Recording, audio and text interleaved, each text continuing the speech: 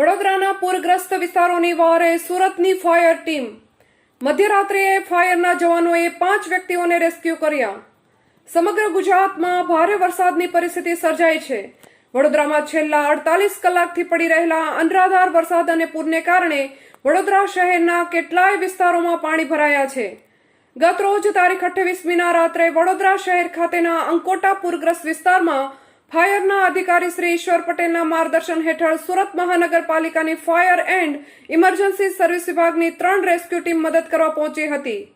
વડોદરાના અકોટા વિસ્તારની સામ્રાજ્ય વિભાગ 1માં વિશ્વામિત્રી નદીના પાણી ફરી વળ્યા હતા, જ્યાં નદીના પાણીમાં ભારે વેણને કારણે એક ઘરમાં 4 દિવસથી 2 મહિલા અને 1 પુરુષ સાથે 2 બાળકીઓ ફસાયેલા હોવાની જાણ સુરત ફાયર વિભાગને થઈ હતી, જેથી મધ્યરાત્રિએ 3 કલાકે સુરત ફાયર વિભાગની ટીમે તેમનું રેસ્ક્યુ કરી સુરક્ષિત બહાર કાઢ્યા હતા.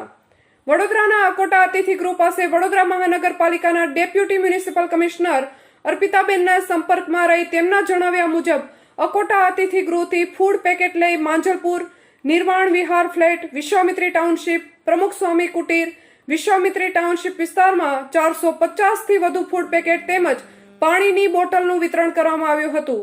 રિપોર્ટર ચેતન જે બુંદેલા, TV18 ન્યૂઝ.